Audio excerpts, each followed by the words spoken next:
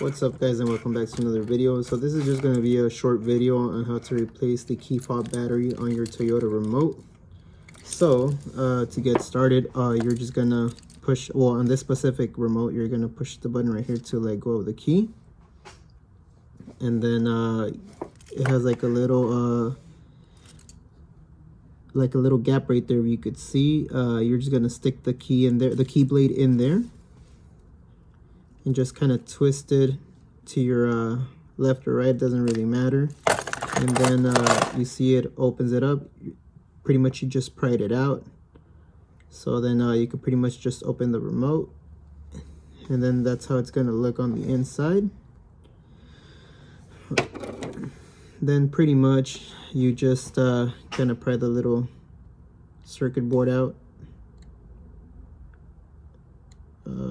Let's see here. There we go. So you pry it out, and then your battery is just right there. Pretty simple to do. And yeah, pretty much to put it back, you just line it up so it actually has those little tabs. It'll literally just line up, so there's no way you could actually put it in wrong. Just put it in there, and then you just put the cover back on, and then just pop it back into place, and that's pretty much it. You're done replacing your battery.